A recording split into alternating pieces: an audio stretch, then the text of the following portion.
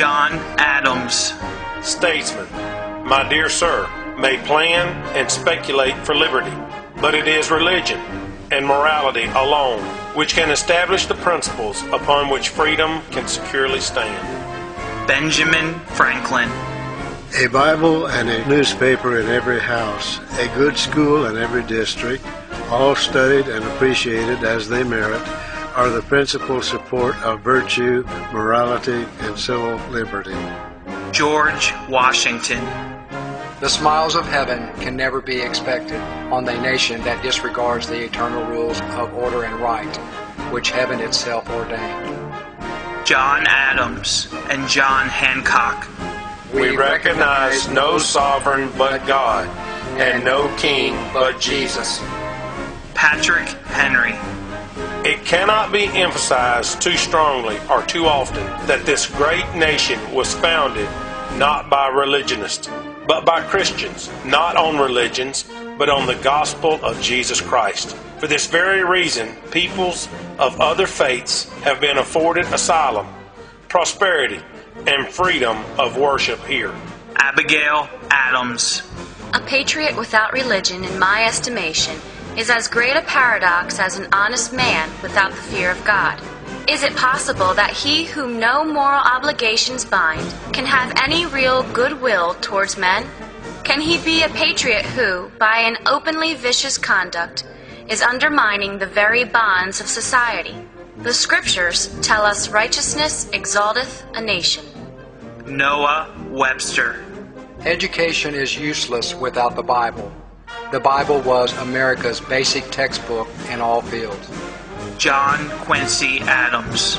The highest glory of the American Revolution was this: it connected in one indissoluble bond the principle of civil government with the principles of Christianity.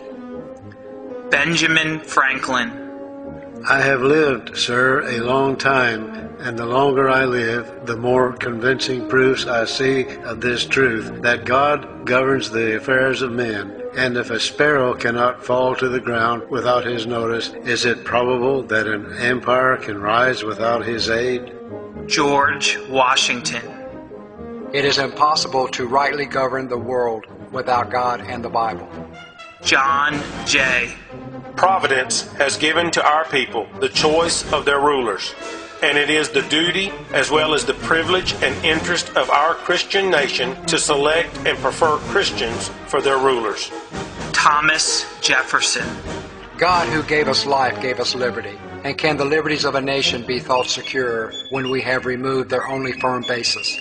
A conviction in the minds of people that these liberties are of the gift of God, that they are not to be violated, but with His wrath.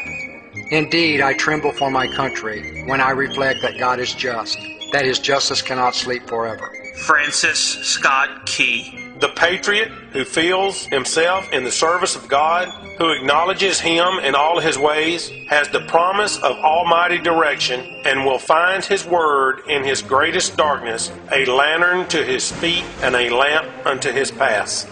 Daniel Webster. If religious books are not widely circulated among the masses in this country, I do not know what is going to become of us as a nation. If truth be not diffused, error will be. If God and His word are not known and received, the devil and his works will gain the ascendancy. If the evangelical volume does not reach every hamlet, the pages of a corrupt and licentious literature will. If the power of the gospel is not felt throughout the length and breadth of the land, anarchy and misrule, degradation and misery, corruption and darkness will reign without mitigation or end. Righteousness exalteth a nation, but sin is a reproach to any people.